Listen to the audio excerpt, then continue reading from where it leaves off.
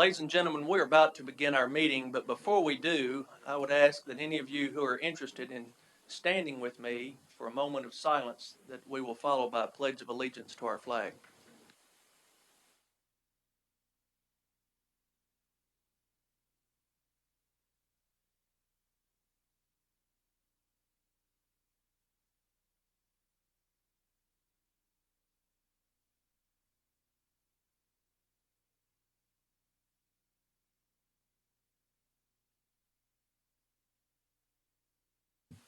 Pledge allegiance to the flag of the United States of America and to the republic for which it stands, one nation under God, indivisible, with liberty and justice for all.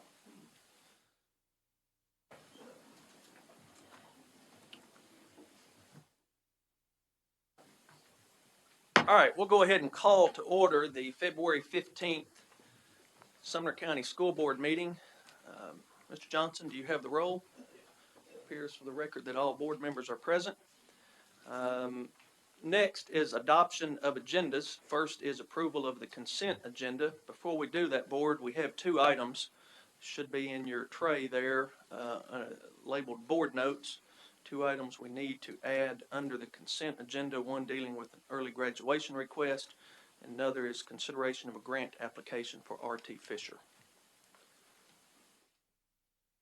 Any other changes to the consent agenda?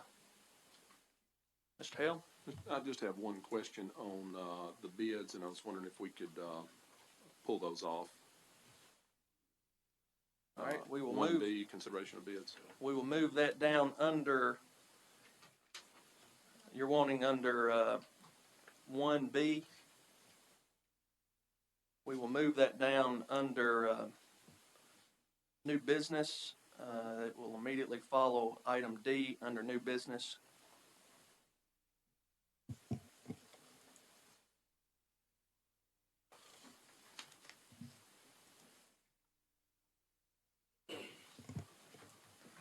Any other changes to the consent agenda, Mr. Gregory? Mr. Chairman, Mr. Hale, you pulled off, was it on page 4 and 5 that you were pulling off? Yes, sir. Okay, I was planning on pulling those two off also, so We've moved that under new business, Okay. Mr. Gregory. thank you. All right. I just want to make sure it's the same ones he. All right. Any other changes to the consent agenda?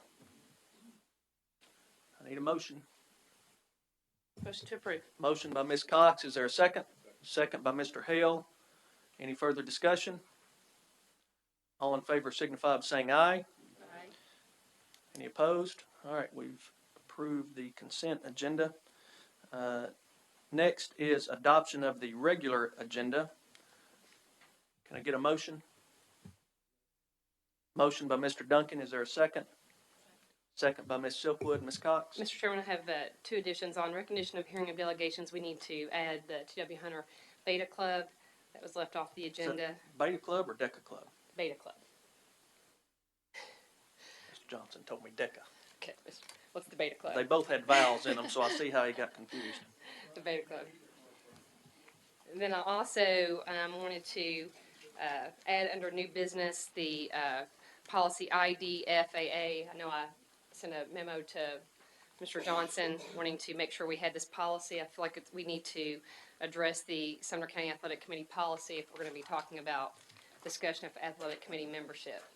And I had sent a memo to Mr. Johnson and pertaining to that and some language that I'm going to be introducing tonight about What's the policy number? Policy number IDFAA. Yeah, I'll print it right now. Okay. All right, thank you. If you would, Mr. Johnson, print that and pass that out to the board members. Thank you, Mr. Chairman. All right, is there anything else? All right, I have a motion and a second. Any further discussion? Seeing none, all in favor signify by saying aye. Aye. Any opposed? All right, we've adopted the regular agenda.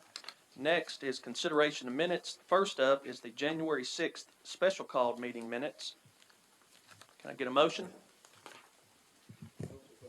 Motion by Mr. Duncan, approval by, or second by Ms. Cox. Any discussion on those minutes? Seeing none, all in favor signify by saying aye. Aye. Any opposed? All right, we have approved the January 6 minutes. Next, approval of the January 18th regular meeting minutes. Mr. Chairman, if I could, I'd like to make a motion to defer these to our next meeting. There's some wording in there I'd like to review, before we approve them. All right, I've got a motion to defer approval of those to our next meeting. Is there a second to that? Second to that motion, second by Mr. Brewer. All right, all in favor of deferral signify by saying aye. Any opposed? All right, those have been deferred. Next on our agenda is recognition and hearing of delegations. First up is the Merrill Hyde Magnet School Robotics Team. Who's here from Merrill Hyde? Well, I guess the robot is.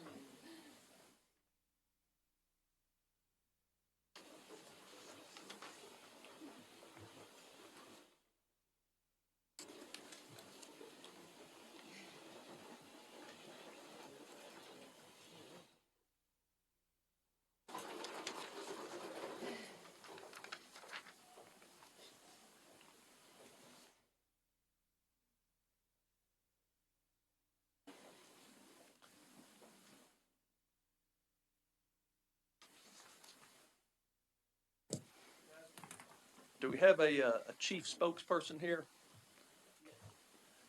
If that person wouldn't mind going to the podium, hitting that silver button in the middle of the base of that microphone so we can hear you, Can do. and then let us know your name. Thank you. Hello, my name is Will Butterworth, and I am the founding president of the Merrill Hyde Robotics Team. First of all, I'd like to thank you for allowing us to come and share with you what's going on in our robotics team. If I were to ask you where the United States ranked in the ratio of students graduating with an engineering degree compared to all other developed nations, where would you guess we rank? Would a member of the school board like to take a guess? Sir? Ma'am? Would it surprise you if I told you we're 27th among developed countries?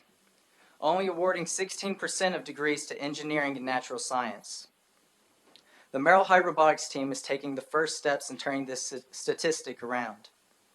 In the 3 short years that we have been a team, the robotics team has grown to 50 members, incorporating not only students from Merrill Hyde, but also students from Station Camp High School, Rucker Stewart Middle School, and Knox Doss at Drakes Creek, which through the interest of their teacher advisor, Tom Strother, will be starting their own team next year. This past November, the Merrill Hyde Robotics Team was proud to represent Sumner County at the 2010 Auburn Best Regional Championship, where after competing with 60 of the other top robotics teams across the East Coast, we took first place and proved that we are the #1 best robotics team east of the Mississippi River. Thank you.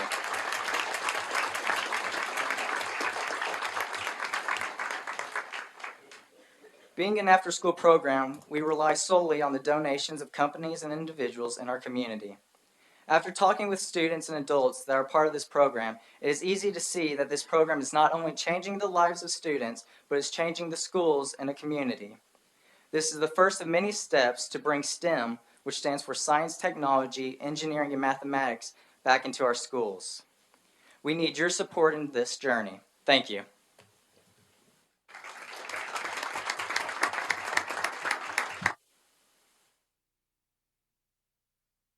Any board members have any questions? How do y'all decide who gets to drive? We have tryouts. We'll have weeks of practices, all after school, and we get out of school around 3 o'clock, and we'll keep kids there till about 7 every day. So, Take it really seriously. so we're safe when he's driving on the road, but the rest of you guys, we probably ought to watch out for maybe.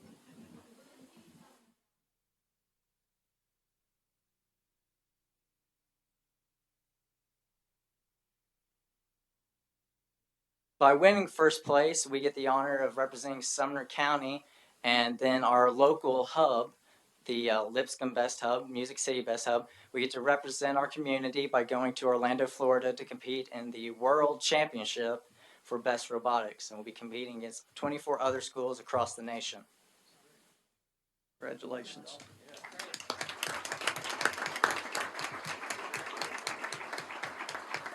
All right, any more board members have any questions? Guys, thank you. I will tell you that I was speaking to a friend of mine who works for a professional engineering firm in Nashville, And he was asking me about your team because word is spreading among the engineers in Nashville about the work you're doing. So, congratulations. All right.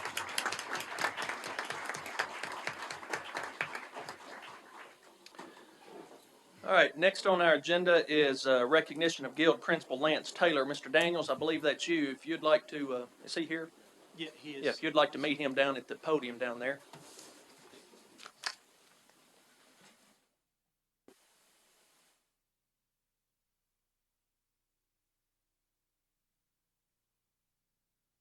Not completely sure how to follow that. But, I think we all believe, everybody that works in this county, everybody that has students in this county, everybody that works in this county, we believe that we have the best teachers, the best administrators in the Middle Tennessee area, if not the state of Tennessee. And it's pretty cool to be able to honor one of our own who was recently recognized by Parents Magazine with their 2010 Children First Award. 2010 Children First Award. I'm not sure how many of you are familiar with Parent Magazine. Those of us who have kids and have walked into Chick-fil-A or a dentist office or a doctor's office or maybe a Toys R Us have probably seen the magazine right at the front of the store. But there are a number of different issues, one for Nashville Parent, one for Rutherford Parent, one for Sumner Parent, and one for Williamson Parent. And they have one Children First Award that they give out every year to an administrator in the Middle Tennessee area that's voted on by students, parents, administrators from across all of those different counties. And the Children's First Award honors and recognizes unique individuals in the Middle Tennessee region whose tireless efforts benefit the very youngest among us in the community. Lance Taylor, one of our principals here at Guild Elementary, he manages a school with a staff that has a poverty rate of about 78%. He oversees a food program that feeds children on weekends and during breaks, and he's very involved with students and is known for going above and beyond the norm to ensure they attain maximum benefits. It's interesting, if you were to walk into Guild Elementary over the summer, you'd probably find Lance painting walls, cleaning rooms just to make sure that the school's in tip-top shape for the students when they come back at the beginning of the semester. So I'm pleased to be able to recognize Lance for his accomplishment and the recognition that he truly deserves. Thank you. Anything you'd like to say?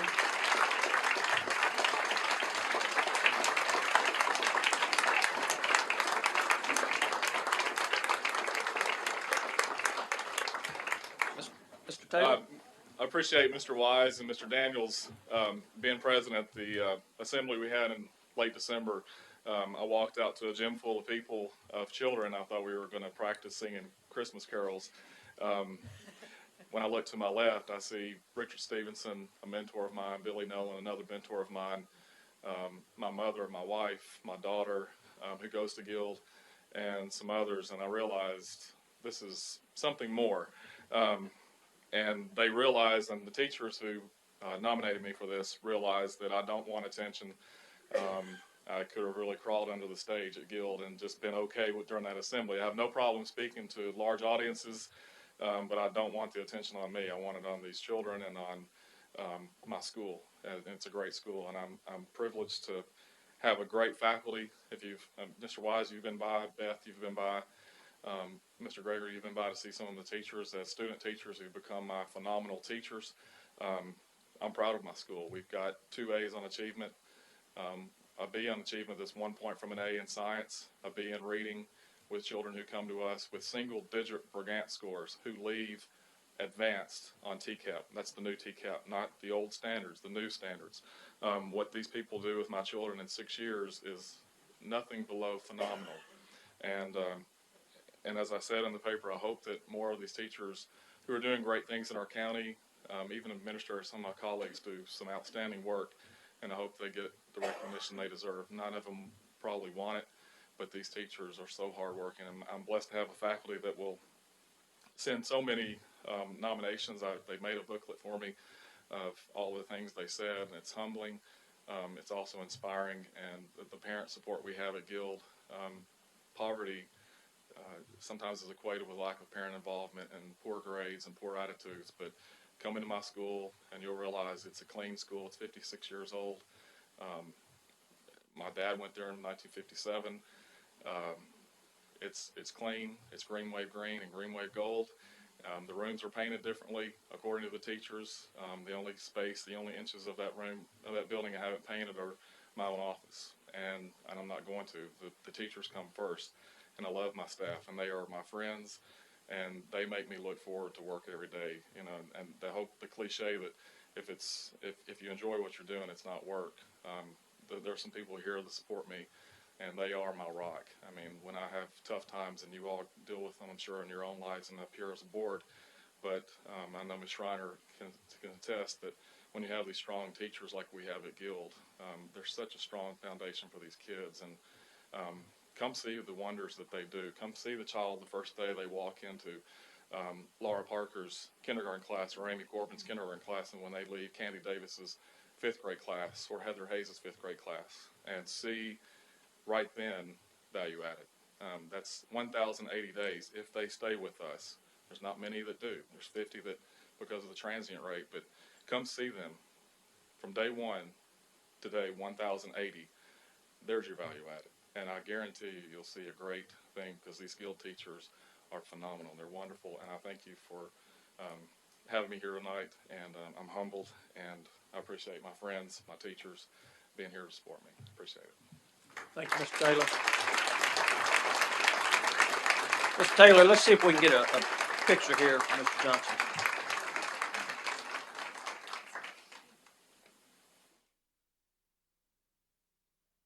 Well, looks like we got the media here requesting the same photo op. Mr. Taylor, if you don't mind, one more photograph.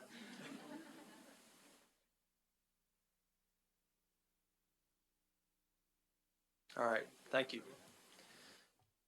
All right, next on our agenda is the Mr. TW. Chairman, Mr. Chairman, Yes, excuse Mr. Wise. Thank you. Mr. Taylor, I just want to tell you from here, thank you. And I really mean that. I'd like to, if you don't mind, can we get your faculty who are here to stand up? I know they put in a lot of work as well. Some of them are already standing.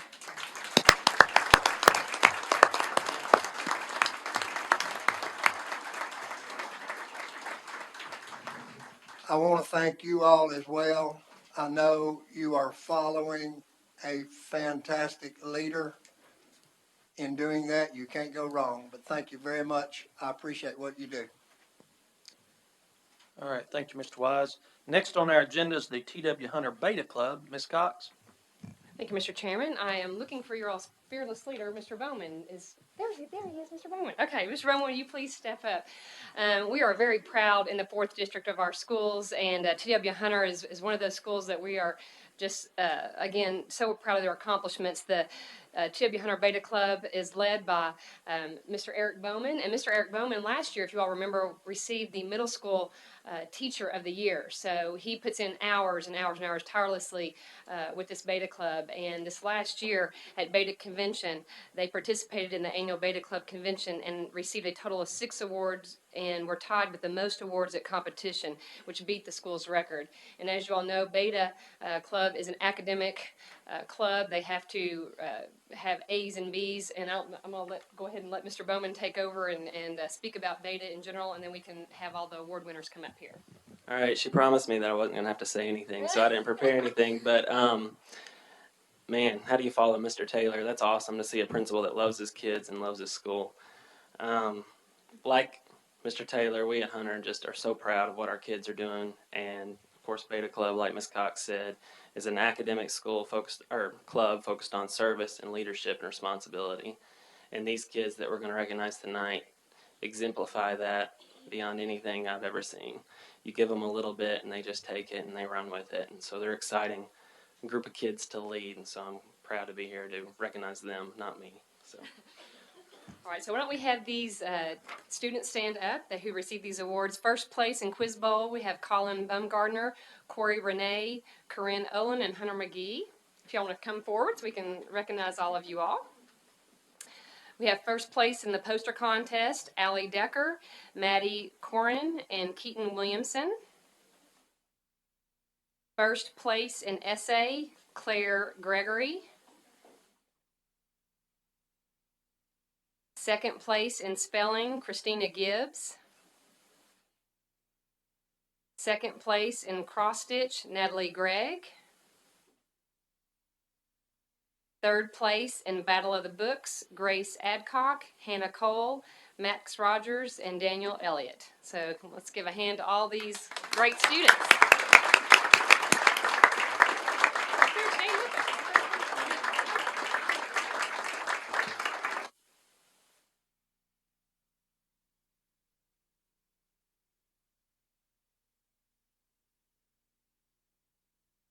Mr. Chairman, the little guy in the back of the room in the gray jacket, that's Mr. White. He's the principal of this school, and we'll give him some of the credit, not a whole lot.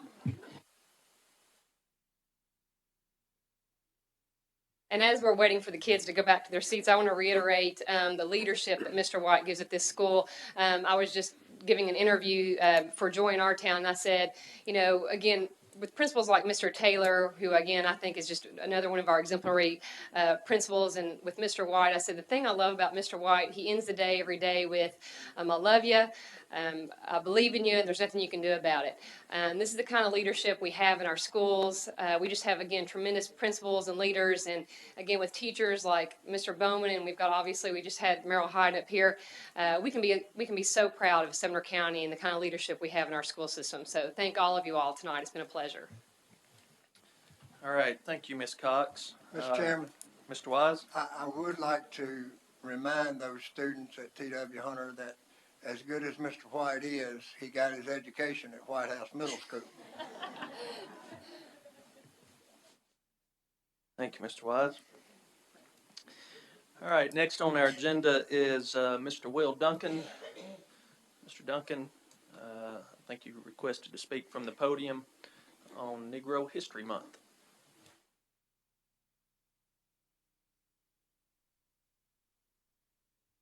Thank you, Mr. Chairman, board members, Mr. Bill, and teachers and parents and distinguished guests.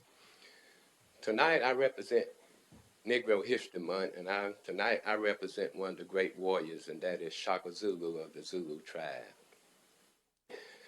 From Florida to New York, from Maine to California, our 4 million member National Baptist Convention has been extensively involved this month all across the country and outside the country in doing positive things to let people know what some of our great leaders have done in this country.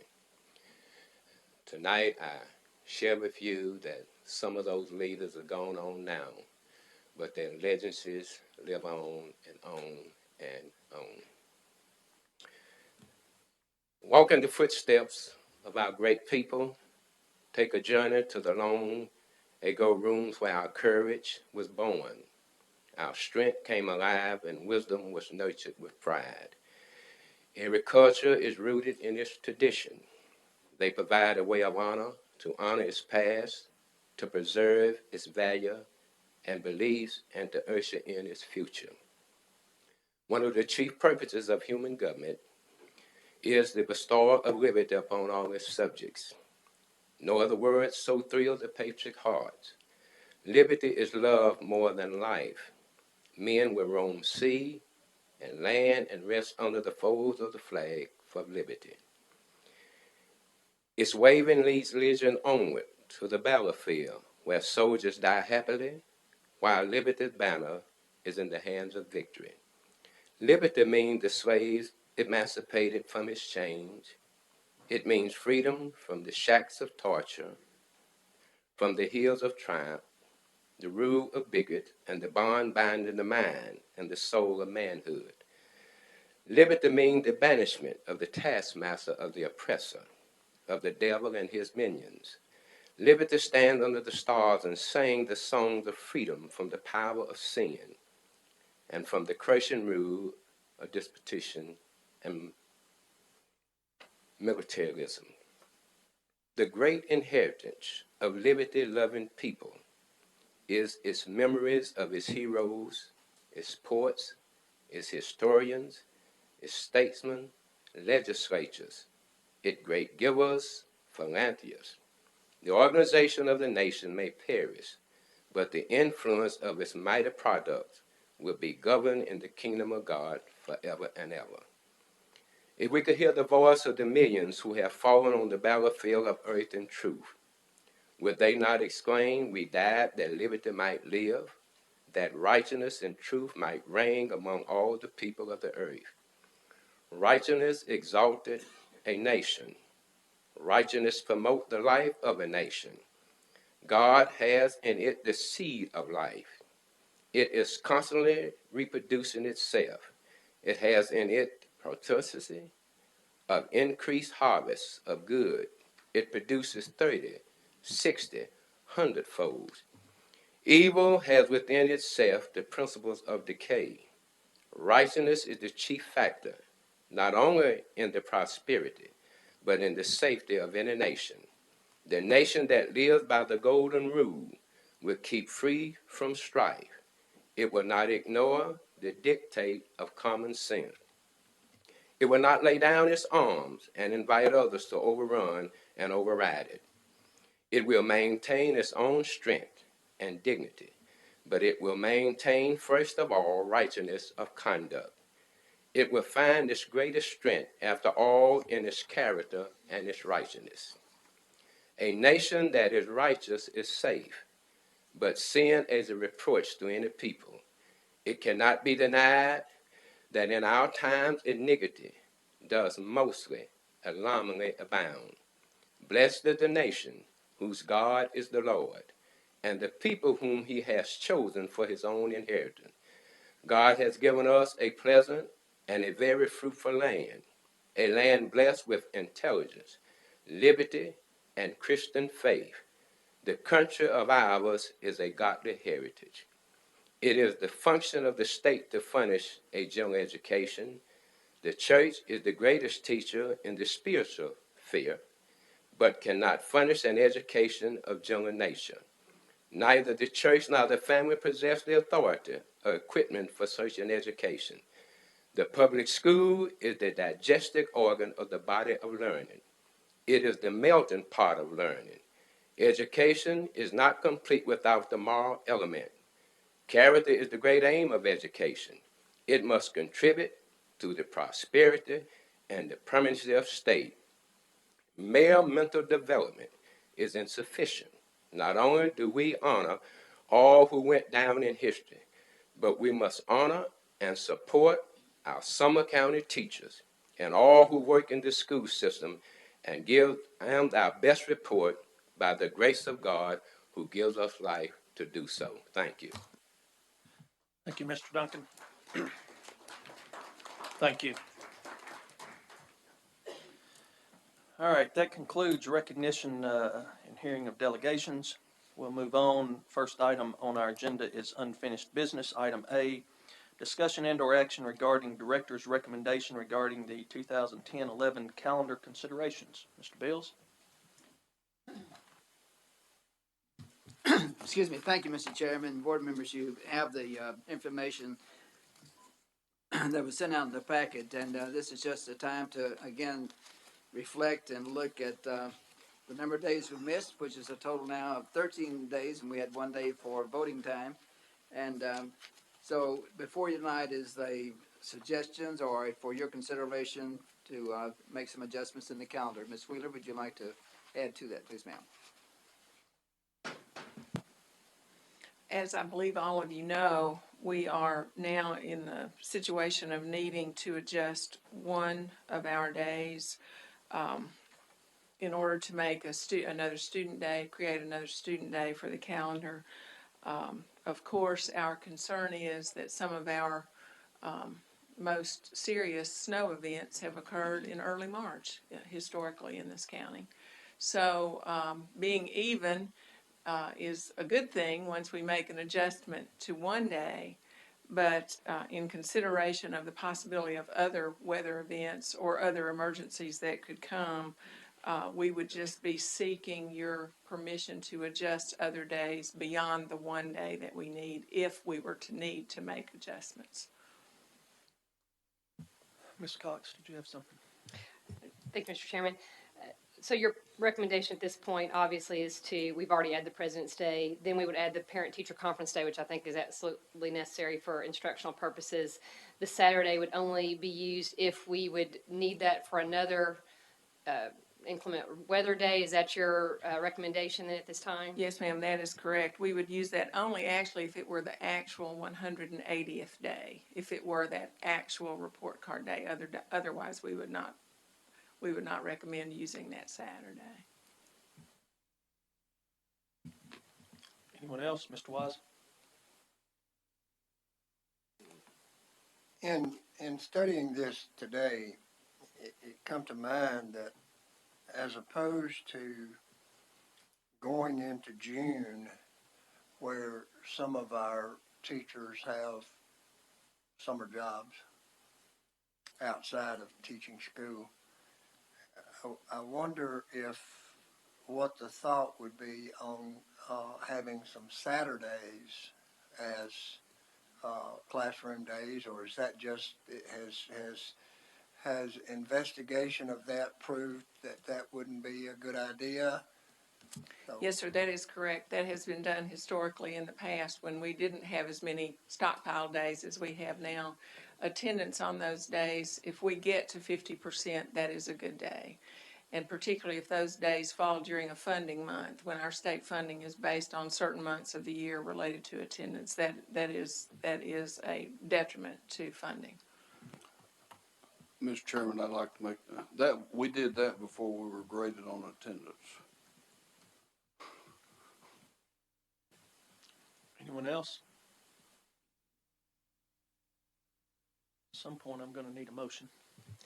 Mr. Chairman, I'd like to make a motion that we utilize Thursday as the Parent-Teacher Conference Day as regular instruction day, and utilize Saturday only if needed for day 130 as recommended by Director of Instruction. All right, I have a motion. Is there a second to that motion? Second by Mr. Wise. Now discussion. Ms. Wheeler, let me ask you a question if I can. If we do that, we're picking up one day. Is that right? You've just shared with us in your short experience of winters that sometimes it snows in March. We know that there's never been a tornado in Sumner County to cause us to close schools, or floods, or illness. We have a number of things in front of us that potentially could cause us to have to call off school, is my point. Is it your recommendation we do this one day at a time and keep bringing this up every month, or would you prefer us to go ahead and add all of these, with the exception of Good Friday, which I'm not going to support? We warned you about that last time, if you'll remember. Yes, you were It would be correct. most helpful if we, to everyone, if people knew what the, that there were other days that would be available and what those days would be. For parents to make plans for their children, for teachers to make plans for jobs or summer schooling, whatever. If we knew that we had your permission to make certain decisions in order as we go along, it would be most helpful. That is correct. So would your recommendation be to approve the staff to make the decision to add all of the days contained in, under the heading of possible days to add to have the necessary 180 in the event they're needed? Well, actually, my recommendation would be that Mr. Bills makes that decision as the director of schools. not the Thank you, Ms. staff. Wheeler. Yes, sir. I'll certainly make that recommendation, go all the way through June 4th if needed. Yes, sir. All right. So we're talking now about approving all of the days stopping at June the 4th on this list, which I will note excludes Friday, April 22nd. All right. So that being said, Ms. Cox, would you like to revise your motion? I'd like to revise my motion to approve all the dates recommended by Director of Instruction through Saturday, June 4th, to be used as needed. And Mr. Wise, is that okay as the second? All right. Mr. Daniels? Yeah, I was just curious, when you're looking at the days that you're choosing, I notice most of these days are after our TPAC, the standardized testing. What are the concerns that you're hearing from teachers? I know we've already lost a number of days, and we're That is, Mr. Daniels, that is a serious concern for our teachers. However, the days available to us are limited. We did not recommend spring break. Too many families already have plans for that week. That week, in some cases, it will be 6 student days. And because of that, we have not recommended dealing with spring break, but leaving it alone. We are reevaluating the test window. It extends through Good Friday. Good Friday is the last day we can test this year. But we were going to quit testing on April 19th. I believe that the decision will ultimately be made that we will actually we will test through the 21st. And that will give us a couple of more days, which is important to us. One of the things that principals and teachers have shared with us is that however important any day is, the most important thing is to get as much time in as we can before TCAP. But ultimately, if we exceed the number of days that we have available, which we have done, we have to make those days up. The state requires that 180. And so we have to work with what we are given, and this is what we would have. So that you all are aware, we have 2 other schools in special circumstances related to their calendars. That would be Union Elementary, as well as E.B. Wilson, our night high school, which operates, as you know, Monday through Thursday, 4 nights a week. Mr. Sullivan and I have talked, and we will adjust President's Day for them, and then additional days for them we would adjust on the end of the year calendar, not touching their spring break as well because of plans made. And then with E.B. Wilson, for them, we actually have Fridays when we can go, and that's a fairly simple adjustment affecting relatively few students and teachers. But this, of course, is a huge adjustment for so many families involved. But we will be absolutely working to do all we can to get as much time in as we can before TCAP. Mr. Gregory? I'll support this if we do one thing, Mr. Bills, and that would be that schools send out notices somewhere immediately, and from time to time, does not need to be all done in a week or 2 weeks or even a month, but from time to time that parents who need to come to the school, or parents who feel, or parents who the teachers feel need to come to the school, and make a real effort, because a conference at this time of the year can mean the difference sometimes in a student going to the next grade or graduating from school. Thank you, sir. That'll be done. All right, any further discussion? Mr. Long, I will just mention, if I may, Mr. Johnson and Mr. Bills and I discussed yesterday that depending on your action tonight related to the calendar, that we will post whatever adjustments you all agree to on the district website. We'll request that they also be posted on the local school website, as well as do a school cast to advise people of what the upcoming changes might be, and then would continue to do that as we move along through the weeks. All right, Ms. Cox? I just have one final question. Will we be able to set a graduation date now based on this information? I've gotten a lot of questions about graduation date. No, ma'am, that is a common question. We do not set graduation date until mid-March. The reason for that is the unpredictable weather in Middle Tennessee. And we've unfortunately lived through that. Changing graduation dates is one of the hardest things on a school system family that can be done, because the weather dictates what we can do and when we have to go and when we have to stop. Mr. Hale? And Ms. Wheeler, just so we're clear, we've got the packages here to look at. We're talking about making these days up one at a time as needed. These are not days that are necessarily going to be added to the calendar. These are days that if we have one more snow day, we're going to school on Thursday, March 10th. If we have 2 more snow days, we're going Saturday, May 28th for report cards. Actually, we need March 10th to be a date right now Okay. for school. We do need that date now.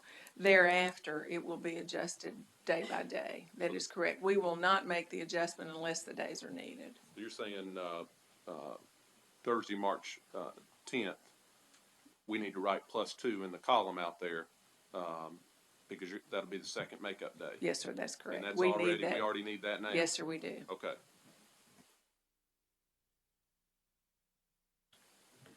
All right, anyone else? All right, does everybody remember the motion? All in favor signify by saying aye. Any opposed? All right, we'll show that passed. Next, under new business, item A, consideration of requests for new hires, contracts for 30 additional teachers for school year 2011-12. Mr. Bills? Thank you, Mr. Chairman. For the past 3 or 4 years, we have done this, allowing Mr. Ott and his staff and principals and other people to go to the job fairs to recruit, interview, and line up prospective teachers. With our shortage of math teachers, guidance counselors, librarians, etc., this gives us a head start. We've already been to one job fair, talked to over 200 students at that fair itself. And this just gives us an advantage to line those people up, get an early commitment, and have them ready to go in July. Thank you. Thank you, Mr. Bills. Can I get a motion? Make a motion to approve. Second. Motion by Mr. Gregory, a second by Ms. Cox. Is there any discussion? At this Mr. time, Gregory? at this time, how many do you project that we will need? We're just probably a third of the way through with budget hearings with our principals, so we really don't know yet. And again, it depends upon the number who retire. They're waiting to see if there's an incentive to retire and others, so it would vary. We do not have a number. Any further discussion? All right, seeing none, all in favor signify by saying aye. Any opposed? All right, we'll show that passes. Next item on our agenda is consideration of revision to policy II testing program on first reading. Is there a motion? Motion by Mr. Wise. Is there a second? Second by Mr. Duncan. Ms. Wheeler? Thank you, Mr. Chairman. The state legislature has passed a law requiring TCAP test results to be somewhere between 15 and 25% of students' spring semester grades in every grade 3 through 8. They ask that school boards have this policy in place, developed and in place this spring. So we brought this forward to you for consideration on first reading. Mr. Eaton, many of you know Mr. Eaton, our testing coordinator, among other jobs. And in their last test coordinator meeting in the state, they were advised that there is every possibility that this law will be rescinded this year, which requires this. If not rescinded entirely, at least postponed for a year.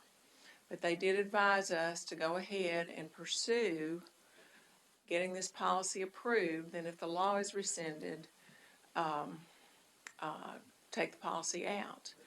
I will tell you that there is a great deal of misapprehension about such a policy. Group achievement test scores are not intended for individual student use in an area as strong as up to a quarter of a student's grade for a semester. The message this law intended to send was it's important, parents, to send your children to school for these tests. These tests are important to assess your child's performance, to assess your teacher's performance, your school's performance. But in terms of actually assigning grades to students based on these results, that is not something, for those of us that have been tested been trained in psychometrics over the years, that is something that we're always advised to not do, is to make serious decisions about children based on a single test score. So the weight that's being put on this is a concern to a lot of educators across the state. Mr. Eaton told me today that there is another test coordinators meeting coming up later on in March. They'll discuss this again. We'll see if the legislature has taken any action. But in the meantime, we bring it to you. I know Ms. Cox was recently at a meeting with TSBA where there was discussion about this policy. And so we bring it to you. We're going to continue to gather information and ask that you approve it on first reading. And then we may know something by the March study session. We may not. All right, thank you, Ms. Wheeler. Mr. Gregory, do you have something? I will vote for this on first reading, but I will never vote for this as a policy of our school system. I shouldn't say never. That's a long time, you know, but I don't intend to. I can, and I'll make this one comment. I can change the math score and the social studies score 20% if you just give them an order that they're listed there on the page. If you put the social studies up where the math and put the math down where the social studies in, then the social studies will do 20% better. Enough said. Thank you, Mr. Gregory. Ms. Wheeler, did you have something?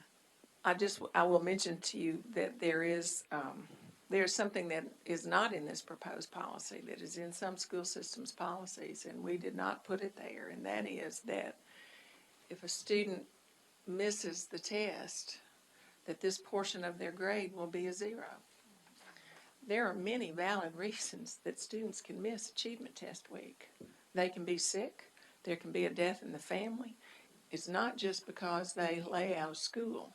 So we think all those kinds of issues need to be addressed either at the legislative level, at the state board level, or the Tennessee Department of Education level for there to be an alternative when there is a legitimate reason for a student to be out of school during TCAP week. So that's not at this moment a part of the policy. We do hope that the state will come forward with some other suggestion about that. Thank you. Ms. Cox? I was just going to add, because I was at a TSBA meeting when we discussed this policy, and I do share your concerns, Mr. Gregory. At this point, though, state law is requiring school boards to adopt a policy, and that's why we're here tonight. We have to adopt a policy, and we have to address and assign a percentage of a test score with our students. And so I think these percentages are very comparable to other school boards across the state. I spoke with many other school systems to ask them what they were attaching to their students grades 3 through 5 and 6 through 8, and these are very comparable. So at this point, again, it's not a perfect system. We're still working through a lot of the kinks.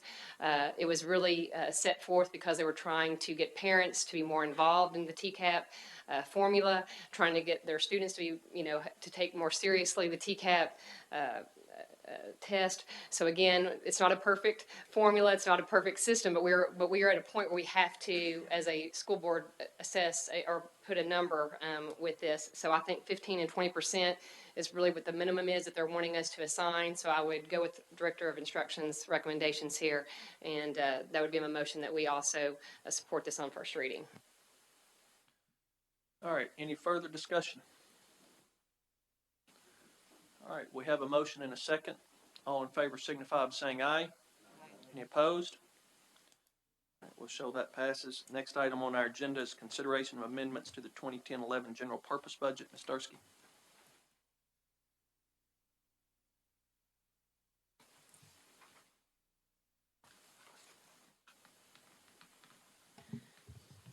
The Career and Technical Education amendment simply moves funds from one account to another where it is needed, putting more money into vocational instructional equipment. The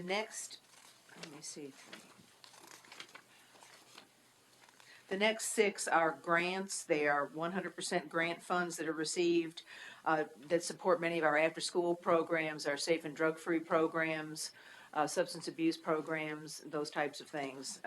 Again, that's all grant money. There's no local money there.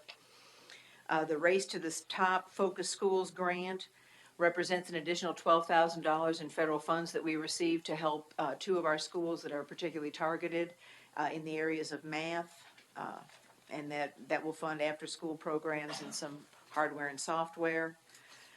The McKinney-Vento Homeless Grant is federal funds that we received to support our students who are identified as homeless according to the federal guidelines. Carl Perkins Career and Technical is the federal portion of our Career and Technical program. And again, that is just moving money from various categories into equipment for the vocational Career and Technical program.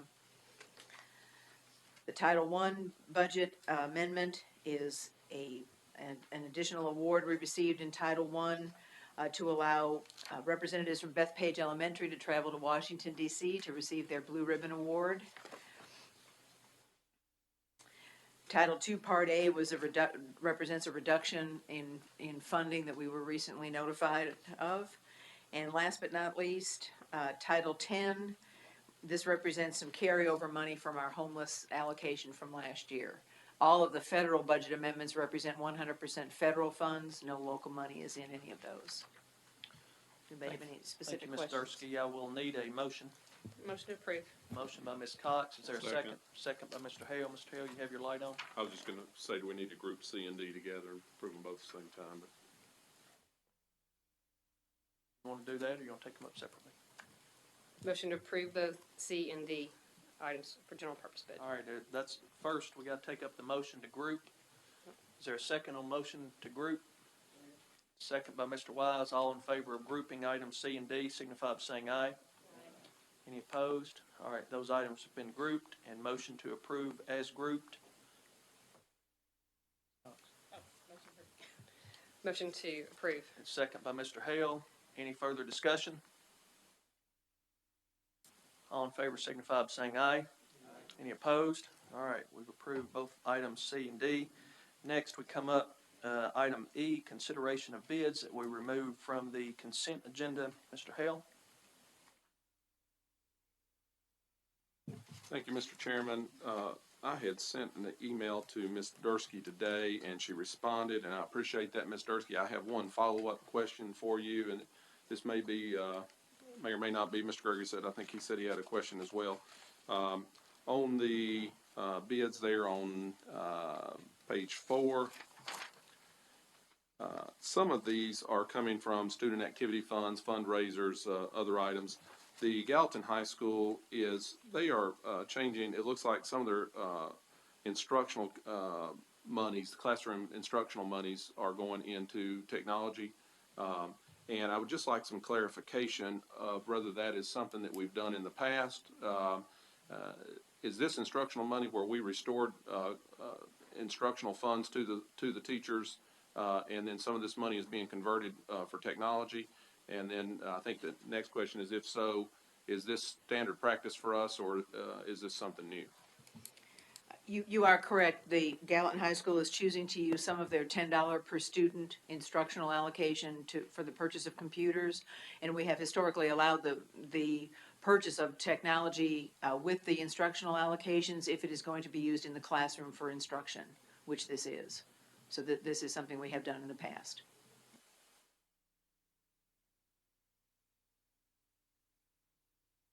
Anyone else have any questions about this? I know Mr. Gregory had some questions. Excuse me.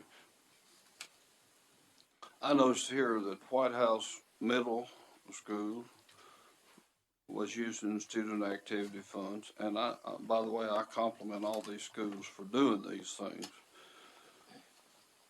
But at the same time, I think it also, I believe they have $11,000, and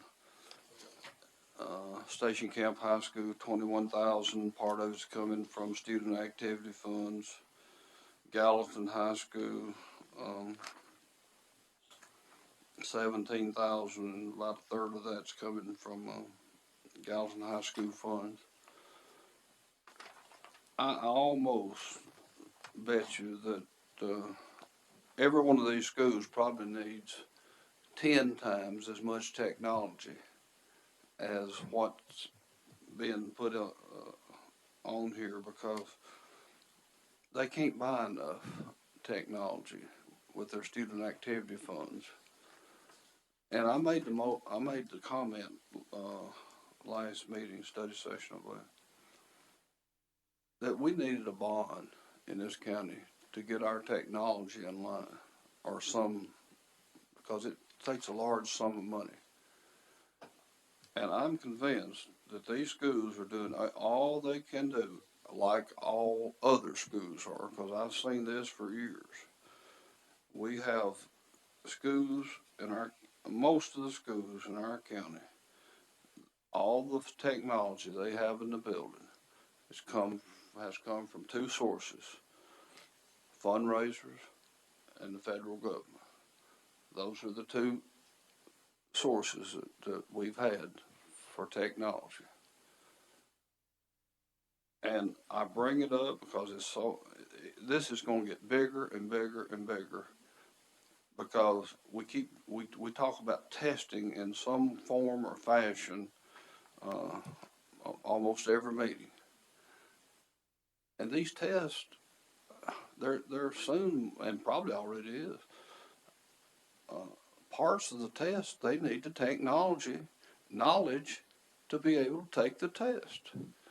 And again, I compliment these schools. It's not what they're trying to do like all other 43 schools in the county, but we do have, I would say that 2/3 of our schools are lacking in technology. Thank you. Mr. Hale? And Mr. Long, I'm going to address this under Facilities and Maintenance Committee, but I would ask, and I'm not going to object to it tonight, but I would ask the board to turn their attention to item number 3 on page 5, which is the Station Camp High School, where Station Camp is taking money from their activity fund to replace the auditorium seats that are in there. And those seats are where plastic hinges were installed. They've broken. We've had people literally stitches put in them now because of the damage that had been done to those people. And we have a county commission that has agreed to pay $30,000 for soccer lights without coming to this board for any input. We have bleachers that need to be replaced in other places that are on our list. But it concerns me when we are charging these student activity funds. Where does that money come from? Where does student activity money come from? Fundraisers, donations, class fees, primarily.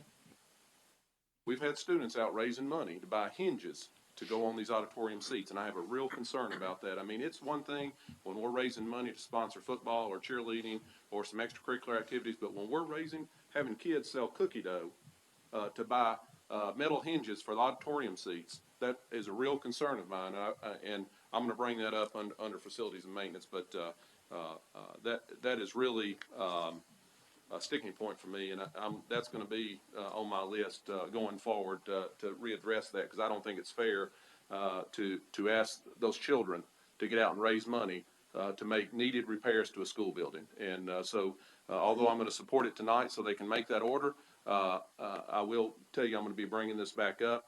If this is what we're going to do, we need to do it at every school, or as I believe, we don't need to do it at any school. Thank you, Mr. Hale. Ms. Dunn? And I agree with Mr. Hale. I think this, again, just tells us why we need to get that standards manual in place, because I know this is also an issue right now at Beach High School, where we've got tons of seats where it's not that there's not any hinges, there's not any seats. So it's the same problem, different schools, and if we had that standards manual where we were, picking maybe a better quality product, maybe we wouldn't have these issues so quick, because I'm thinking that Station Camp's seats should not be that old to be falling apart. Thank you, Ms. Dunn. Mr. Hale? I'm make a motion that we approve these bids. All right, I have a motion. Is there a second? Second. Second by Mr. Gregory.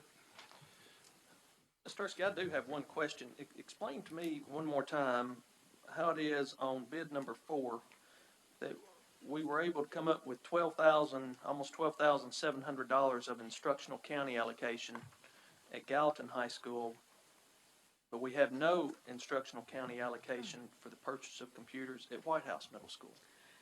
That's a choice that each school makes as far as how they spend their instructional allocation. Gallatin High School and White House Middle both had $10 per student in their instructional allocation. I don't know without looking what White House Middle spent it on, but they've spent it on other instructional items. So I just want to make sure that that was their choice. Absolutely. Let me come back to that one Mr. more Hale? time, because that's just, again, just following up on this.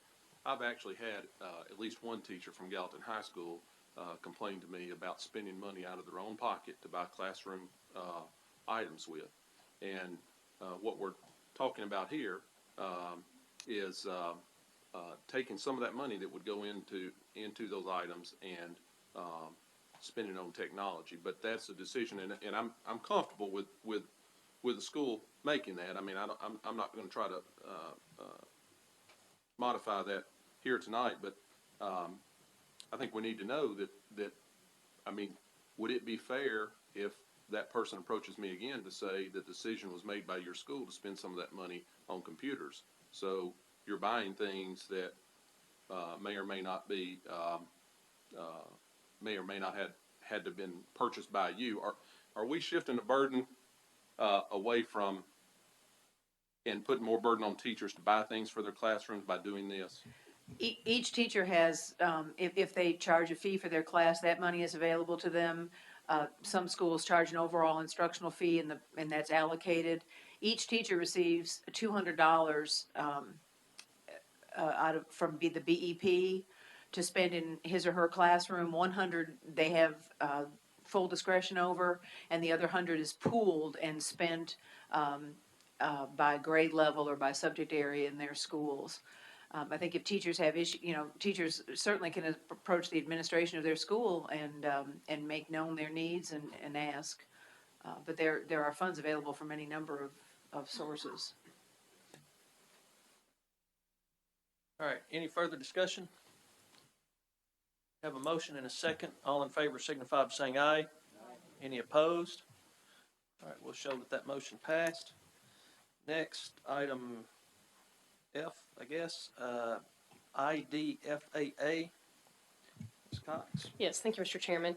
Everyone should have, I think, received policy IDFAA, and since we'll be discussing later in committee, the athletic committee, or the makeup of the athletic committee, I've made a very simple revision to this policy. I think that will suffice the issue that we had with this policy. Basically, if you look at line 11 through 14, it basically states that the committee will consist of 4 members comprised of either senior high principals, middle school principals, assistant principals, athletic directors, or faculty members to be gender balanced. And that's basically the main revision that I made in that, so that we don't have the stress on just our high school principals and middle school principals that are female.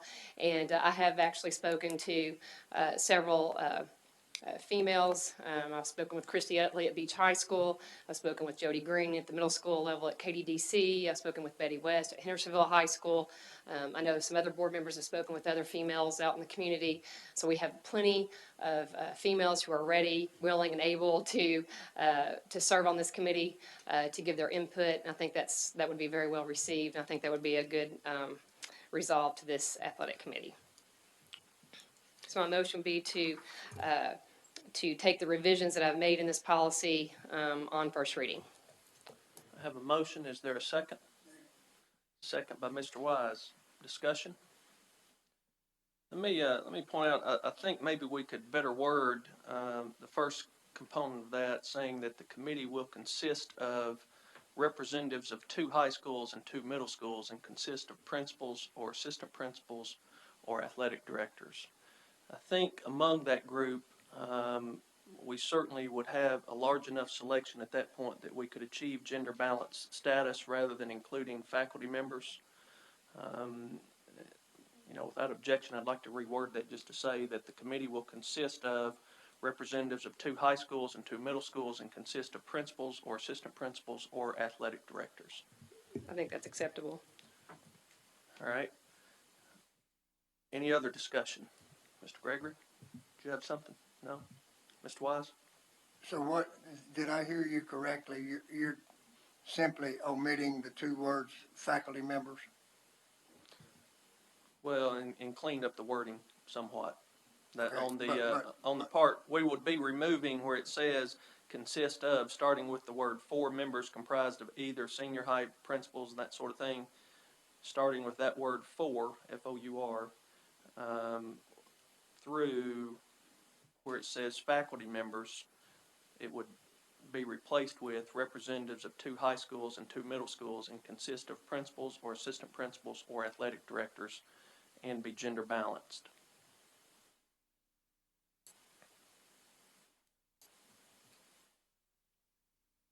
Anyone else?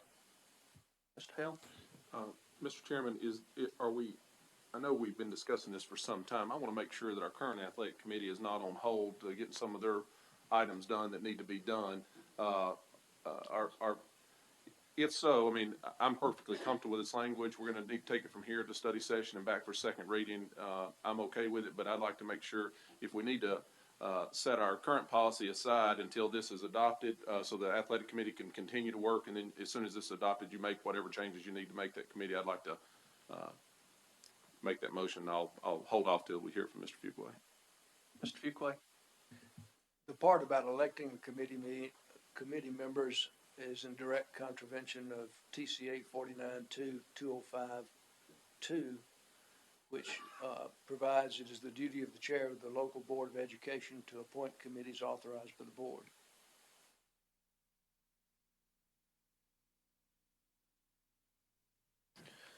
I'm sorry, Mr. Fuqua. Would you restate? Mr. Johnson was pointing something out to me. Yeah.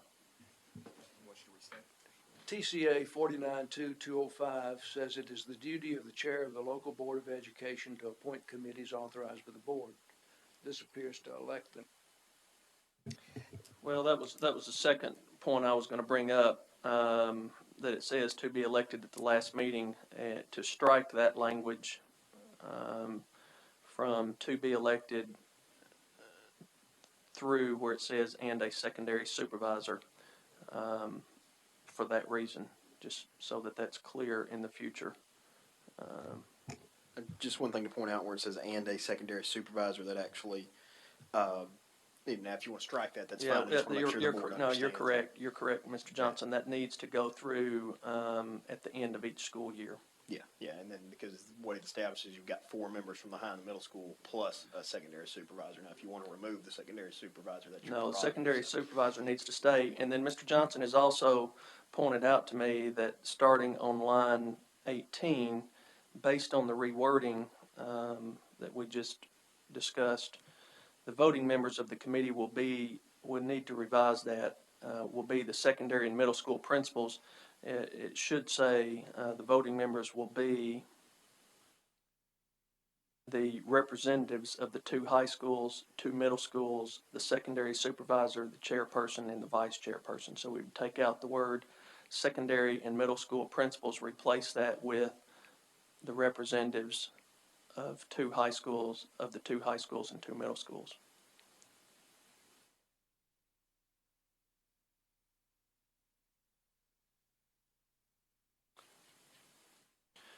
And then, Mr. Hale, I will address that, but I think we probably should go ahead and vote. Let's get this first reading cleaned up. Is there any further discussion, Mr. Wise? Yeah, I'd like to hear the motion now that it's cleaned up. Okay, everybody hang with me. We are changing the wording on line 11 to reflect that the committee will consist of representatives of 2 middle and 2 high schools that will be either in, I'm going to have to work on the wording after I'm just going to go through my notes, but it says that it will be, the committee will consist of representatives of 2 middle schools and 2 high schools that will be taken from principals, assistant principals, or athletic directors, and a secondary supervisor, and then We just changed that to reflect that the voting members. To be gender balanced. Yeah, to be gender Okay. balanced. Thank you, Ms. Cox. Which was in the original policy, but yes, to be gender balanced. And then, the voting members of the committee would be those representatives, the two representatives of the middle school, the two representatives of the high school, the secondary supervisor, the chairperson, and the vice chairperson. All right. Mr. Wise, you have something else? Now, yes, sir. Thank you, Mr. Chairman. I will remind the board that neither the existing policy nor the revised policy allows for any county commissioners or anybody else that we currently have had or have on the existing committee. And so, I would request that it remain that way. I don't think that, that's a place for those officers, but at any rate, it's a reminder. Thank you. Mr. Wise, thank you. As soon as we vote on this, I'm actually getting ready to remove them from that committee, and I'll announce that to you. Mr. Hale? Mr. Chairman, and I'm voted for the original gender balance language. I'm going to support this too. One concern I have is, and that is one of the concerns that you ran into this year, is in any given year, you may have people that are out of that selection that you can't get exact gender balance. And I think there should be something in here that says you strive to request those.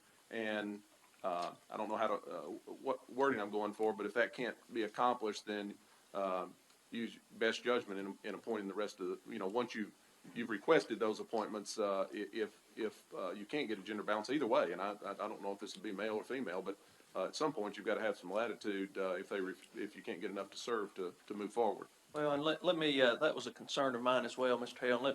Let me just kind of address that if I can.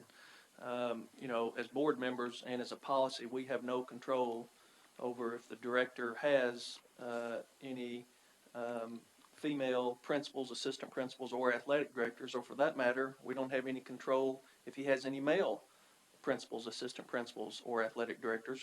They could all be female. And so that could potentially be an issue, but I think we've opened this up enough now through principals, assistant principals, and athletic directors. We certainly, I've got to believe, we would always be able to find two of each gender out of that group of people. And so I'm comfortable leaving it the way it is. If that runs into a problem some point down the road, we'll let some future board take that up. Ms. Cox, did you have something? No, I appreciate Mr. Hale's comments, but it took me all of about 20 minutes this afternoon to call individuals, and I got 4 or 5 names. So it wasn't difficult at all to achieve this. I think it'd be we were more than able to achieve this, and so I think this is going to suffice the original intent of this policy. So once again, I think we should call for the question. Well, I did see Mr. Gregory. Oh, sorry, Mr. Gregory. Light on. If Mr. Gregory, did you have something? Yeah, referring back to what Mr. Fuqua made the statement about the selection process. I'm sorry, Mr. Gregory. Referring back to what Mr. Fuqua mentioned about the selection within the state law. Well, the elected component is in conflict, so anywhere it refers to elected, that's been removed. All right, is there any further discussion? Seeing none, all in favor of passing these revisions on first reading signify by saying aye. Any opposed? All right, we'll show that pass. Now, Mr. Hale, back to your concern, Mr. Gregory, and you may need to help us some on this. Of the athletic committee is we're 5 months, 6 months or so, 5 months, I guess, into this appointment round of committee members. I don't know if we need to, if there's work the athletic committee needs to do within the next month, because, this policy will go from here to a study session to appear on our regular agenda. Do we need to set aside that component for 30 days until this passes? Well, I would assume that it will pass on second reading.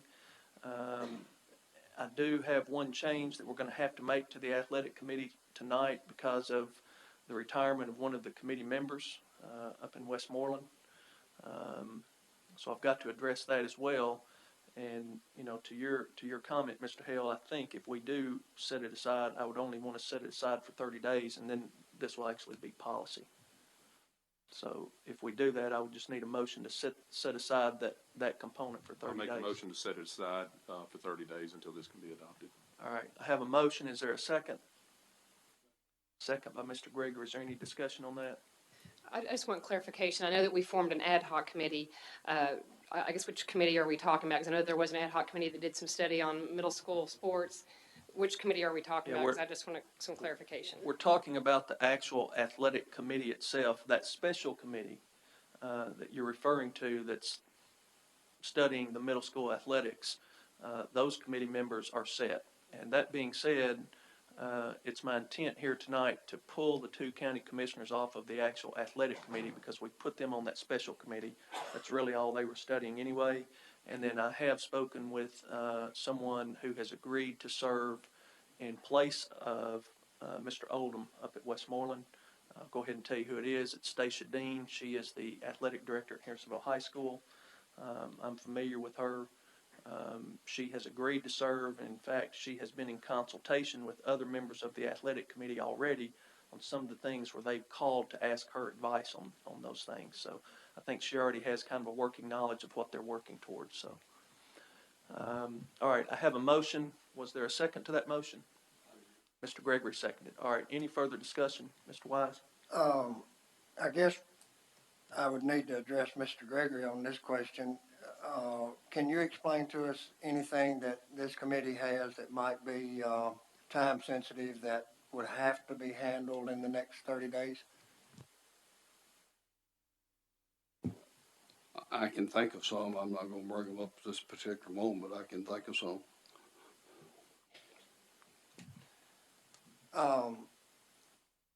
We're talking also about, replacing, the Westmoreland principal, Mr. Oldham. Are we also going to replace the two county commissioners that you're pulling off of the committee? No, they're no longer going to be a part of the committee. We're gonna follow what our policy was. You know, that was probably an error on my part ever putting them on that committee. The original intent was for them to study that one single issue. The cleaner way to do it is the way we've ultimately done it, which was form that special committee. They're on that special committee as part of that, but they will not be on the athletic committee.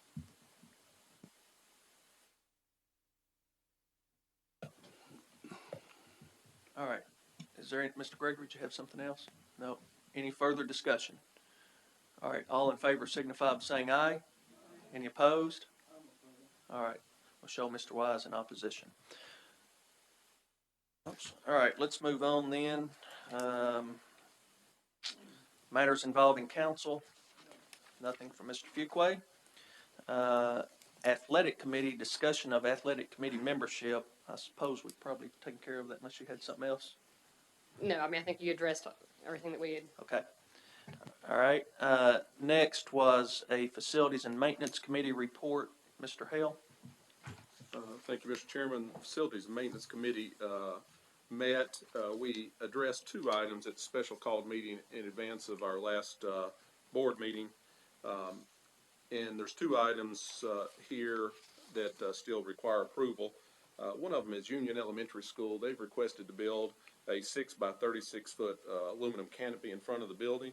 They're going to pay for this out of PTO funds. Mr. Sullivan's in support of it. He came to the committee meeting. Mr. Williams has looked at it. And so with that, I make a motion that we allow them to make that improvement to the school building in accordance with our policy on additions. I have a motion by Mr. Hale, second by Mr. Brewer. Is there any discussion? Mr. Wise? Has that administration had to present to the Facilities and Maintenance Committee, engineering drawings and, get approval, for those? If I may, it's not an engineered structure, it's an aluminum structure, but they have presented plans to the committee and to staff for approval. Any further discussion? Seeing none, all in favor signify by saying aye. Any opposed? All right, we'll show that pass. Mr. Hale? Second item up, we had Mr. Bill Tao from Imperial Developers who has graciously agreed to add some trees to Gene Brown Elementary School. He has met with the principal, and Mr. Williams and Mr. Marshall have been out to look at it. I think, we may be talking about in excess of $12,000 or $15,000 worth of trees. There'll be streetscape in front of it, and they've taken a look at that, and I think everybody's in agreement. So with that, I just make a motion that we allow him to plant those trees in accordance with the plan he submitted to staff. All right, a motion by Mr. Hale, second by Mr. Brewer. Any discussion? Seeing none, all in favor signify by saying aye. Any opposed? Mr. Hale? Mr. Chairman, thank you. The third item I have is, as many board members may be aware, the County Commission, through the 2010 bond issue, had some funds left over, between $500,000 and $600,000. I think it's $587,000. And they voted on first reading to spend those funds on our school buildings. When I look at it, based on what I talked about earlier, this board approved a capital outlay project that was developed by staff, sent through the Facilities and Maintenance Committee, presented to this board in 2009, and sent over to the County Commission for their acknowledgement. All of that went through. Some of the items, they're all needed items. I don't mean to take anything away, and we certainly appreciate any money that the County Commission wants to spend on our schools. We'll always accept that money. But they're not in keeping necessarily with the priority that we have. We just identified $10,000 that students have been out selling cookie dough to raise to replace hinges. We know that Beach has that problem. We know that one of the items that's on there that probably won't be in conflict are some improvements at Beach High School. But with that, I would just like to make a motion that we acknowledge the County Commission for wanting to spend that money on the schools and applaud their effort, but also make a motion that before they pass that on second reading, that they get back with this school board to review our priority list and make sure that that's exactly where we would want to place those funds. So with that, that is a motion. Have a motion by Mr. Hale, second by Mr. Wise. Is there any discussion? Everybody fully understand what Mr. Hale is asking for is that, in essence, we're just going to send a request over to the County Commission, thanking them for providing the funds, excess funds out of their portion of the 2010 bond, but we respectfully request that they bring that request over to us, allow Facilities and Maintenance to review it, bring that recommendation to this board, and let's let them know where we, as those responsible for the maintenance of our facilities, where we feel those monies are best spent according to our needs. So I think that is an excellent idea. Is there any further discussion?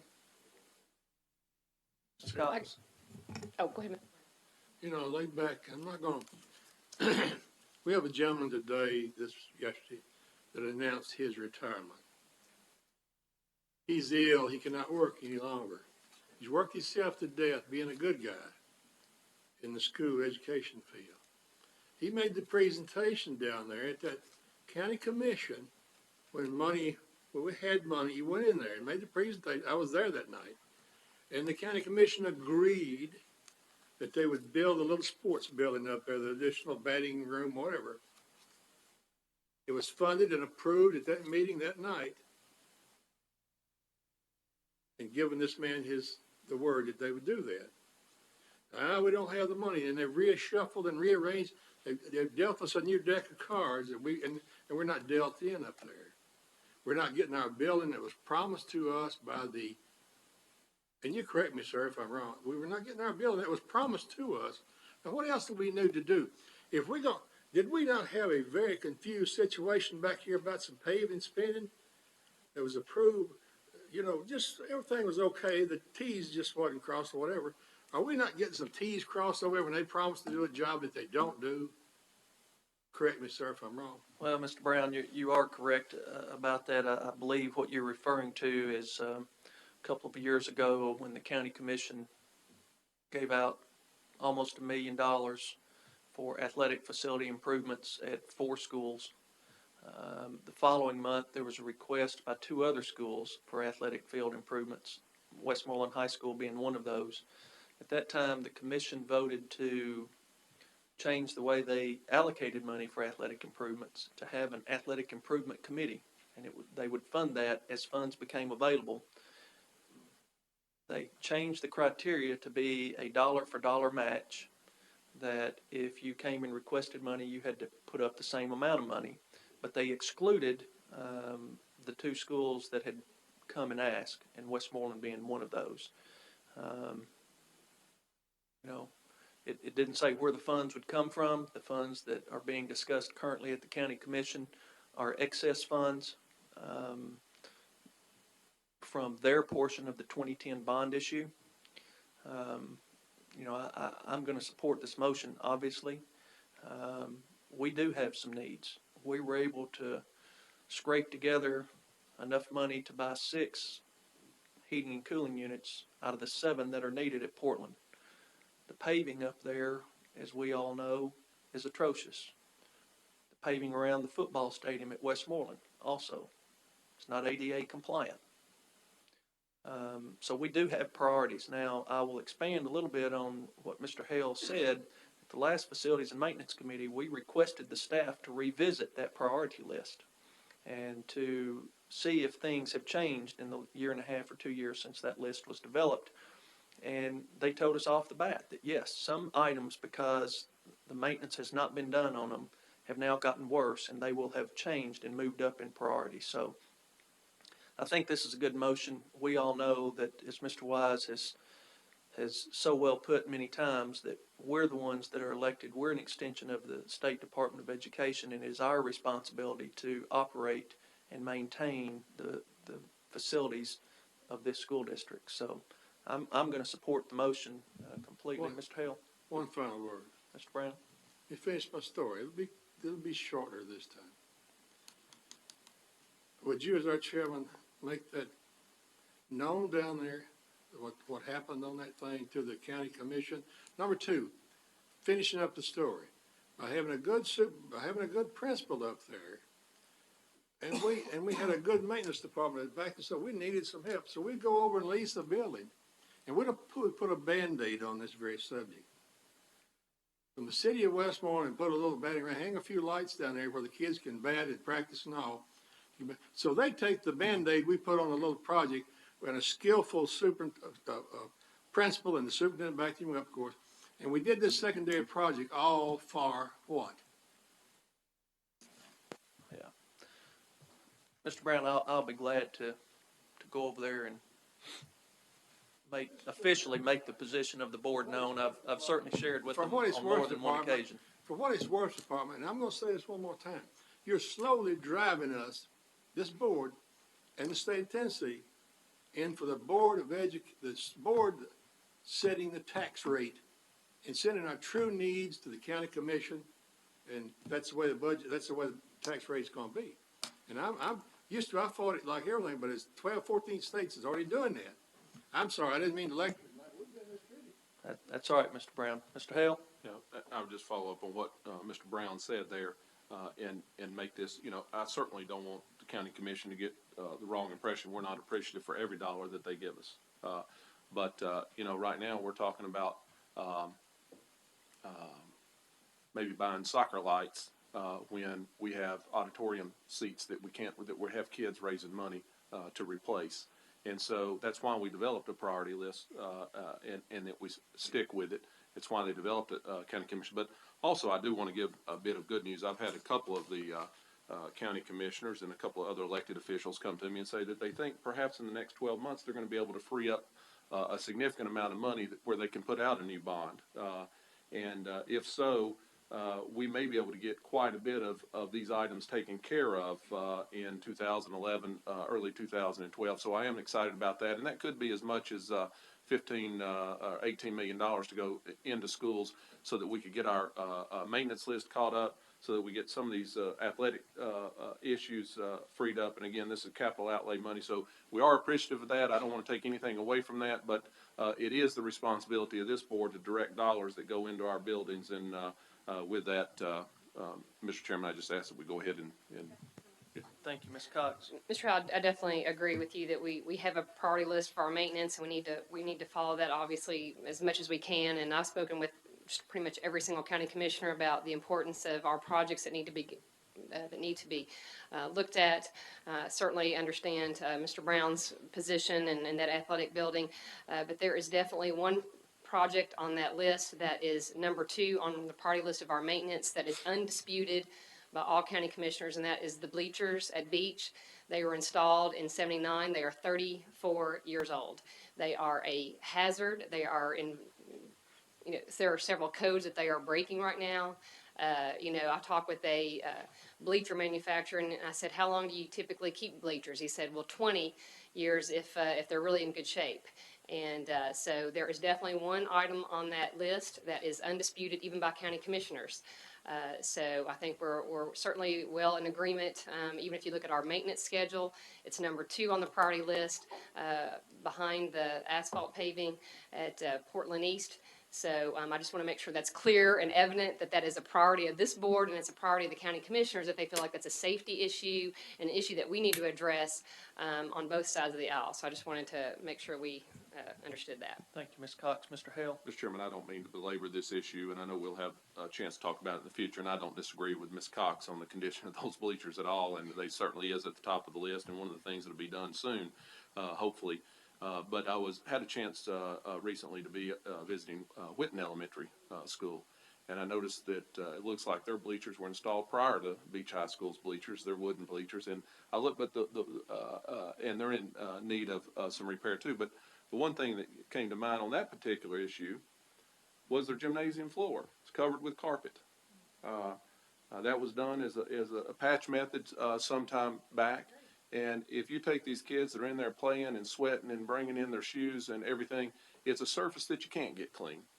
And so we do have priorities. And, and I could go through every school. I don't mean to pick those out. I could go through every school, and we have, and we've asked staff to do that. So we have a long list of priorities, not just those bleachers, but bleachers that are older than that. And so I just ask that, the county commission respect that and get back with us before they allocate those funds and so that we can spend them appropriately. Thank you, Mr. Hale. Ms. Cox, I think each of you have exhibited why we are asking the county commission to allow us to debate this and establish what our priorities are, because we do have a lot of needs. So, all right, without further discussion, all in favor signify by saying aye. Any opposed? We'll show that passed. Mr. Hale, did you have anything else out of facilities and maintenance? All right, next we will move on to comments from board members. Ms. Silkwood? Yes, thank you, Mr. Chairman. Something has come to my attention rather recently that I would like to share with the board. I was contacted by a few parents last week regarding an 8th grade interim teacher at Ellis Middle. This interim teacher has been in the classroom since around Thanksgiving, and as time went on, parents have noticed some issues with this teacher. First, they realized that it took 3 weeks to get any grades returned to the students, either via parent portal or any graded papers. And when the parents asked the students how the math class was going, the students explained that the interim teacher would only review the material once, and if they asked any further questions, she would tell them that she's already answered their questions. Keep in mind that these students, again, are in just the 8th grade, and this really is their last opportunity to grasp the basic concepts of math prior to high school. Furthermore, it was also brought to my attention by these parents that they are aware of other highly qualified math teachers that have interviewed for positions such as these and were not hired. After a strange comment to the students by the interim teacher, something along the lines of, "Don't believe everything you read about me in the paper," these parents did an internet search for information about this teacher, whose name is Shelley Petty, and found that she is currently under investigation for misuse of school activity funds and gift cards at Millersville Elementary. So needless to say, these parents are very upset, as am I, that someone who is currently being investigated by the County Sheriff's Department would be allowed into our classrooms. And these parents are also very angry, and in their words, they say, "This teacher apparently has not been in the classroom for so long that she no longer understands the math concepts she's trying to teach." Ultimately, this is a disservice to these 8th graders. How are they to be successful in high school math in the future in this situation? Additionally, I was completely unaware that Ms. Petty was teaching anywhere in the school system. Looking back through the board packet since September, I find no reference whatsoever to such a transfer. The most recent information about her I can find is that she's on medical leave until the end of the school year. I have some questions that I'd like to have answered this evening. Is this indicative of the regular hiring practices in the school system, where highly qualified teachers are turned away in favor of a teacher who's been out of the classroom for years and is currently being investigated for misappropriation of funds? And how did this reassignment come to pass without the board's knowledge? What will be done to remedy the situation for the benefit of these eighth graders? I would like to hear a report on this issue from Mr. Bills. Ms. Silkwood, is that all? Mr. Bills, do you care to respond? Basically, we have never received any final report from the Sheriff's Department as to this investigation. Formerly, a principal was transferred and at that time took a medical leave for a limited period of time with the doctors saying she could return to work. In January, she was assigned to a math position at Ellis, where she had previously taught math, was an outstanding teacher at that time. And so we certainly have talked to Mrs. Poe on several occasions about the situation there, and she is certainly, Mrs. Poe is on top of that situation. As for the transfer, that was a transfer done by me. It should have been in the records as far as the transfer is concerned, and that was done in first of the semester. Anyone else have any questions about this? I've got a question now that this has come up. I guess, Mr. Bills, I think what I heard you just say is that she was transferred because the Sheriff's Department hasn't reached a conclusion on any criminal charges from the allegations of these misappropriation of funds. She has not been arrested and no charges have been pressed forward. So as a tenured teacher, she certainly has a right to teach until proven guilty. And do you know what the scope of the investigation, in other words, are they looking at it as a civil matter, or are they conducting an investigation of a criminal nature? You know? No, sir. Mr. Hunt, do you?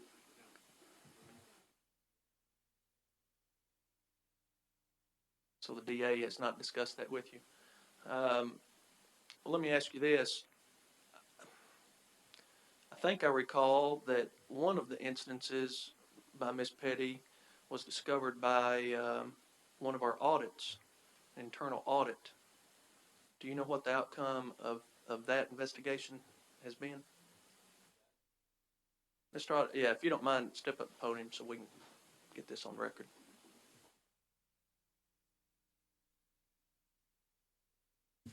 The internal auditor, Lisa Sweeney, conducted that audit, and that information was turned over to the Sheriff's Department. So the internal auditor has supplied information to the Sheriff's Department, is that right? It's my understanding.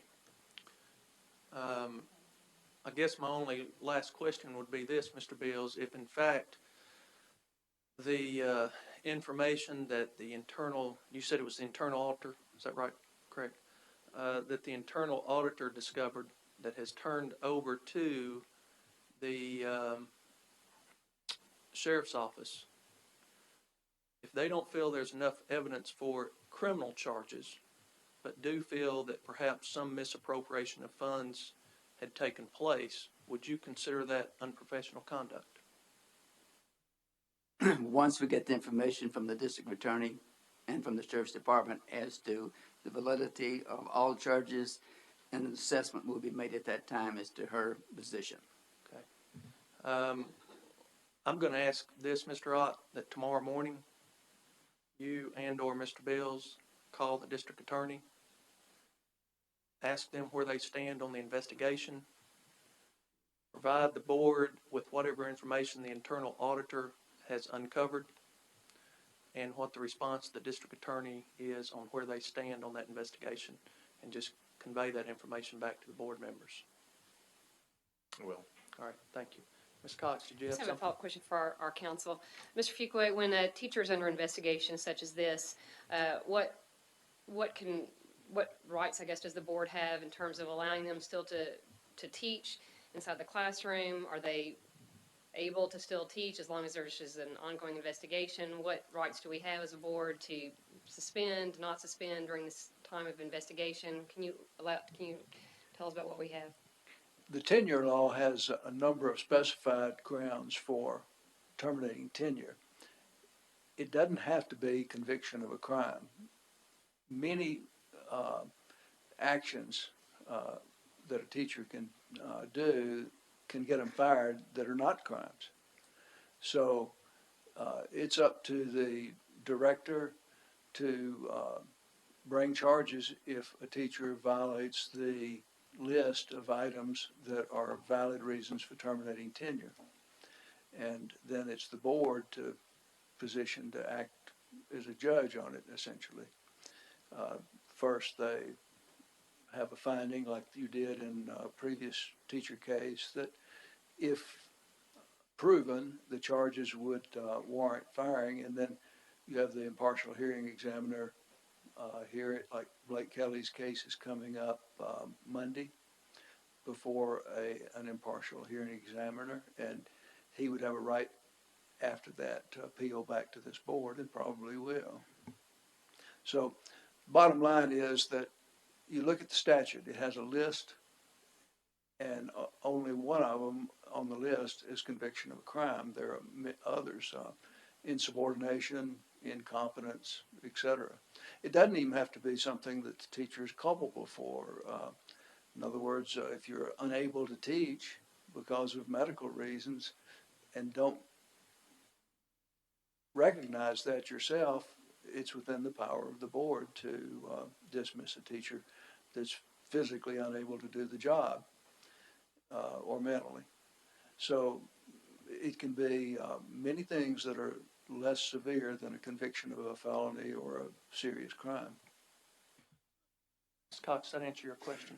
Mr. Fuqua, I'm going to ask also in conjunction with what Mr. Ott's sending us that you would email to the board members a copy of that portion of the code and highlight what those criteria are. Ms. Silkwood, let me get her and Mr. Brewer. Yes, you know, the investigation by the county sheriff's department is one thing, but one of my main questions actually is there no better qualified teacher for this position? I mean, if this teacher has been, or this principal, administrator, whatever her title was or is now, if she's been out of the classroom for who knows how many years, surely there's a better qualified teacher for this interim 8th grade math position over at Ellis. Well, yes, sir. But I think we are trying this lady here in this board meeting. Give the lady an opportunity for the sheriff's department and DA to clear her name. She was an outstanding teacher at Ellis Middle School prior to her leaving, which was probably 5, 6, 7 years ago, to become an administrator. Mrs. Poe would never have taken her if she wasn't an outstanding teacher. She had an excellent reputation in the classroom. So let's let the court decide the seriousness, and if the offenses warrant, then proper action will be taken or recommended by me at that time. Thank you. Ms. Silkwood, you have something else? Yes, I would like to note that I'm far more concerned about these students' education, especially in this very last semester of 8th grade. This is their last chance to grasp these math concepts, than I am about a teacher and a criminal investigation. Thank you. For 46 years, Ms. Silkwood, I've been concerned about the teachers and the student as well. And if we see that the teacher is not performing to the ability that's needed, then the teacher won't be teaching. Mrs. Pohl is the evaluator of that teacher. If at the end of the year or at this time, if she says it's not working, she's not teaching, then appropriate action will be taken. Mr. Brewer, do you still have a question? I just have one follow-up question. Mr. Ott or Mr. Bills, can you tell us when this person was transferred, where they were transferred from, and when they were transferred into Ellis? Do you know when that happened?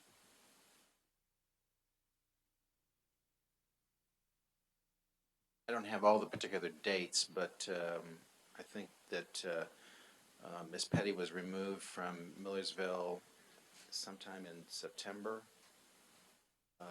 of this last year.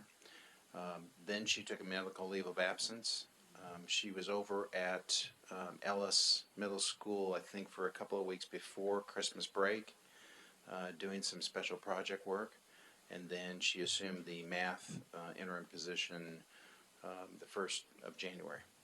What, in your email to us, and we don't have to discuss it here tonight, but can you give us a little more detail on what special assignment work she was doing? I think what I just heard you say is she was removed from Millersville in September. She was transferred. Transferred. Okay. Can you give us, the board, when you send us this information, a little more detail on what special assignment work she was doing? I'm assuming that she's gone from principal pay to teacher pay. All those adjustments were made at that time. At this time, she's still at principal pay. She's being paid as a principal? Again, there are no charges pending. She hasn't been convicted of any crime. I'm not saying she is, but I guess I'm a little shocked that if we transfer a principal back into the classroom as a teacher, Right. is that standard practice? We continue paying any employee that we move from being a principal back into the classroom, we still pay him as a principal? There is a contract that they signed at the beginning of the year. We have done that for at least one other individual that I know of. Wow. All right. Well, if you don't mind, just get some information to the to all of the board members. Mr. Hale, did you have something? I do have a question. I understand they have a contract, but that contract and their pay schedule is based on being a principal.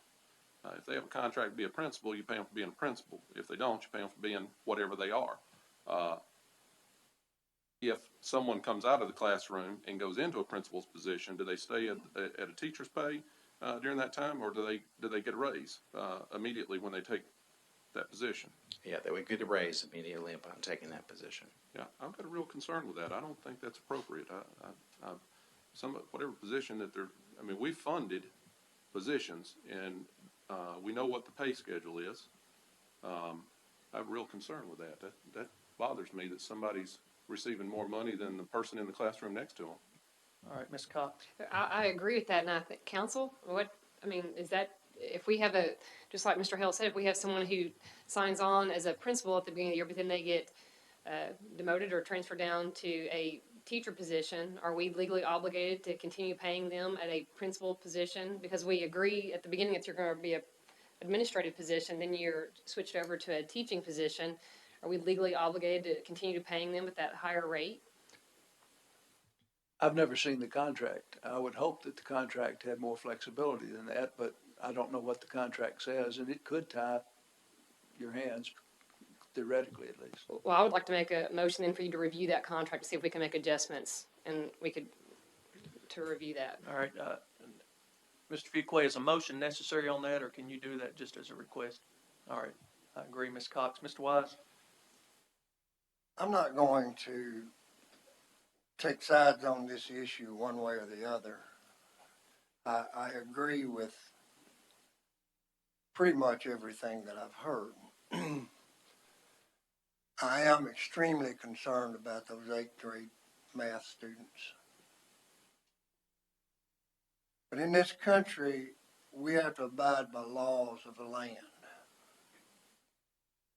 And before we lynch this lady, we better remove all doubt of her guilt. And at this point, we've not done that. We must give the legal system the time to resolve this issue through the courts or whatever it takes.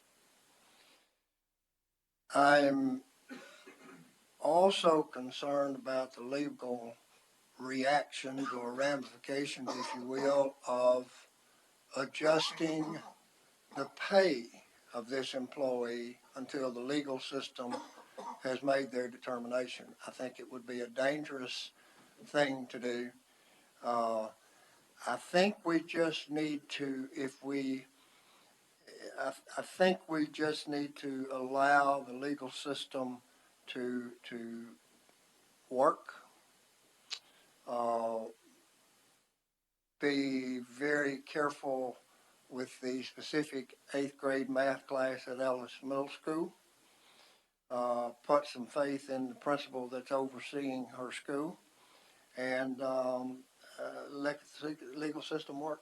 Thank you. Thank you, Mr. Wise. I think that was kind of the intent of asking them to share all this information with us, and we've certainly heard from Mr. Fuqua that said that's only one component of a teacher with tenure if the board chose to take any action because of any of the other criteria. So I think right now what we need to do is we need to just pause for a moment and gather that information as board members. Mr. Ott is going to provide us detailed information, as is Mr. Fuqua. And then this board can look at this in the very near future, I can tell you. All right. Ms. Silkwood, did you have anything else? No, Mr. Brewer? Just a quick note, I did have the honor of judging the DECA members here recently, and I have to tell you, I just had a ball. It was great. Those kids were role-playing and acting like they were applying for a job, and I was the mean old boss that had to judge them, and they did an outstanding job. So I was glad to do that. I really had a good time. Thank you, Mr. Brewer. Ms. Cox?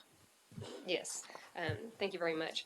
I also enjoyed being at the DECA competition Monday. Bright students, and they did a phenomenal job, so I appreciated the DECA sponsors for allowing us to be a part of that. Just very quickly, I have basically made everyone here a packet of information for the Day on the Hill, which is next Tuesday. Very important day for education and legislation, so I hope you all take part in that. It begins at 7 o'clock, and we will be hearing from education committee members. Also, I know Representative or Speaker Harwell will be addressing us. Typically, Education Commissioner will also address many of the education legislation that's very important going on right now. I tried to also include in the packet, obviously, some information on HB 130, salary information, as well as some other questions that I know that teachers ask concerning duty-free lunches that's mandated by state law, and also planning periods, which is mandated by state law. Some of the questions that I get asked on a frequent basis that I've included in your packet. But there's much legislation going on in terms of education. No Child Left Behind is getting ready to be reauthorized. I have serious concerns about the deficiencies with special education being right alongside of our other children's assessment scores, especially with ELL students also in that category. So please be talking with your legislatures with those issues at hand. Also, with your TSBA magazine, they had listed out pretty much all the legislation that is going on right now in regards to tenure, other categories that are going on. So please just take a look at that. And if you have any questions about any of the legislation, just give me a call and I'll try to brief you on that. Thanks a lot. Thank you, Ms. Cox. I'll let new board members know that from my experience, Day on the Hill, I've always heard that breakfast they served at 7 a.m. was usually pretty good. I don't know that I've ever been there at 7 a.m. to enjoy it, but I've heard it's a pretty good breakfast. Ms. Dunn, do you have anything?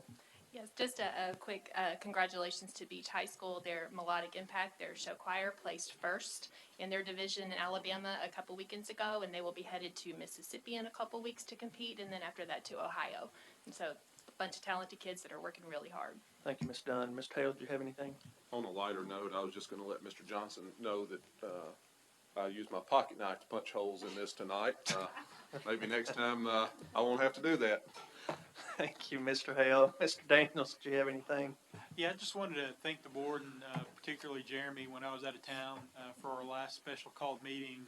What we went through to try to figure out a way to get me involved in the meeting was time consuming. We spent the afternoon trying to figure out some solutions, but I thank the board for giving an opportunity to participate and for all the work Jeremy did to find a solution and carry me around when needed. Thank you. Thank you, Mr. Daniels. That actually worked well, and it was interesting. Mr. Johnson pointed out to me that one portion of the Tennessee Code that allowed us to do that also would allow us to have, all of us to have a meeting by electronic As long as there was a device. physical As long quorum as here. we have So a physical half of room. you could So, be at you know, home and the other half could be here. This room could be here. We may all stay home and call each other on the phone or something. Mr. Wise? Thank you, Mr. Chairman. first thing I want to ask, I don't think I've taken a nap, but it seems as though we've missed discussion of study session items. Mr. Wise, you're correct. We'll do that before we adjourn. Thank you. LIB. I just want to ask some questions, I guess, of council. I understand today was a big day concerning the lawsuit that SCEA has filed against this board. I understand there were depositions. I did not attend those. Was there a hearing? Wasn't today the date for the hearing? No, it's next Tuesday, I believe. But it was scheduled for today, right? Originally, yes, and Okay. but they did have the depositions today, but didn't have the court hearing. Okay. There've been a number of motions filed in that case too. I'm not aware of all of the details, but they may end up impacting the scheduled hearing next Tuesday. Were you aware of the reschedule of the hearing date? Yes, I heard about it. Did you hear it officially? I can't remember exactly when I heard it. I was talking to Mr. McCullum several times, and I think he told me, and I perhaps should have notified you if you planned on going. If you did, I hope you found out before. You hope you didn't inconvenience me? Yeah. Did you notify anybody on the board? No. You didn't notify anybody on the board? I don't think so. I may have, casually mentioned it. I haven't really had much to do that since he took over. Okay. I just want to request of you if, and I know it's been done in years past, I would ask that if you, and I'm not saying you did or didn't, but I'm asking if you communicate with one board member, you communicate with all board members, because this entire body is the defendant in that lawsuit. And if I'm a defendant in a lawsuit, I want to know what's going on in it. And I think probably all board members do. So that's a request. Thank you, sir. I also was honored to judge DECA. I actually owned a business, and the DECA students were helping me to promote my business. And I felt really good about that, Mr. Guthrie. Good to see you. We really have some intelligent, energetic children in our school system, led by some really good leaders, and I appreciate them for it. Thank you. Mr. Wise, Mr. Duncan, do you have anything? Just one note. I just ask you to truthfully pray for our young people, because all around the country they're dying senseless death. Young lady in Kentucky that was killed the other week by the young man, and look like a situation where our younger people are not getting any better. Look like it's getting worse. So just pray for our young generation of people, please. Thank you, Mr. Duncan. Mr. Gregory, Mr. Brown. Yes, today in the compensation committee meeting, and I will get with Mr. Johnson to notify everyone about this. Next Tuesday at 4:30 here in the boardroom, we'll be meeting with a gentleman from the insurance trust, compensation committee, some at least are chairmans, or some of the ones on the education committee and budget committee of the county commission, and insurance committee. I think I said that. That will be next Tuesday at 4:30. This is a very important meeting, and all the ones that I've mentioned here obviously are very involved. And we met for hour and 20 minutes probably. And another thing I want to say is that we've hit on 2 or 3 areas tonight. We need about $8 million at least for capital outlay projects. we've hit on the need of technology in our county. We need a lot of extra money for operations, which would mean salaries and benefits, and instructional funds, and all those things. And I think we're gonna have to let it be known of all of our needs, and we need a lot. We need a lot, and I know we have gone through some really difficult times, and they're not over. But it's time that we, in my opinion, that we step up and say we are hurting. This school system is hurting, and it's time that we do something about it at the best we possibly can. Didn't need to make you nervous, Mr. Otter. Thank you, Mr. Gregory. Ms. Brown, you have anything? Thank you, sir. No, I'm fine. All right. All right, we're gonna go ahead and get comments from the director, and we'll come back to study session. Mr. Beals, do you have anything? One thing, tonight we've heard and seen and witnessed recognition for an outstanding principal and also the student bodies of 2 different schools. But among our own, we are proud to announce that our financial lady, Mrs. Dursky, has received an outstanding award for, I believe, Ms. Dursky, why don't you tell them the exact wording is and where you're going to go to receive this award, and maybe I can go along to help recognize you at that time. Yeah, I had the privilege of being named the outstanding school business official for the state of Tennessee for this year, and in April rather, I've been asked to attend the Southeast Regional Association of School Business Officials to receive that award. Congratulations.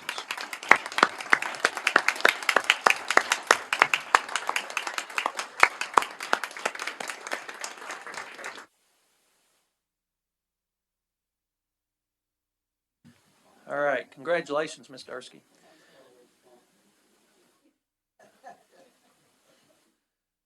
All right, I guess we're now down to discussion of study session items. Mr. Johnson, you got your pencil ready? Anyone have anything for the study session? First of all, read the ones off that we did not, were not able to get to the last meeting. Okay, currently, what we didn't get to last time was policy CEC, which is the policy where we talked about admission to ball games and all that. And then we've got JBCCA, which is assignment to schools. You would ask that be placed on the study session, Mr. Gregory.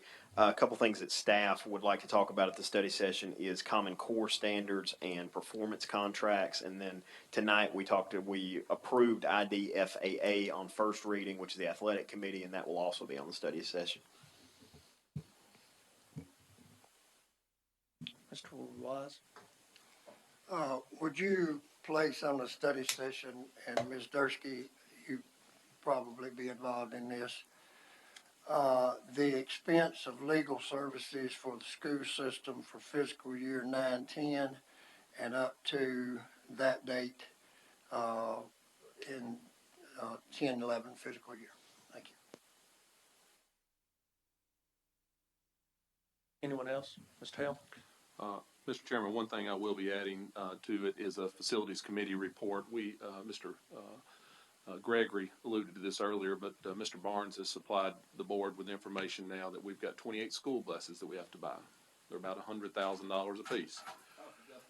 We've got $8 million, and according to our last committee meeting, possibly now we have a roof that's gone past maintenance, maybe $9 million worth of just absolute maintenance items that we have leaky roofs that we're going to have to fix.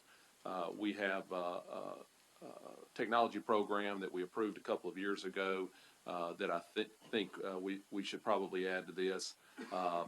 And then we have an addition, 8 or 16 classroom additions that's being engineered and architectural drawings done now that we're going to need to relieve some overcrowding. So with that, our next facilities committee, we're going to look at trying to bring all those numbers together so that we can get a reasonable number back to this board at study session, back to this board again at the next meeting, so we can send it over to the county commission and let them know what we're gonna be needing coming up this year as far as capital outlay, items go. So I'll be adding that to the facilities and maintenance, or to the, study session. All right, thank you, Mr. Hale. Anyone else? As always, if you have anything, just get in touch with Mr. Johnson. That concludes everything on our agenda, and we stand adjourned.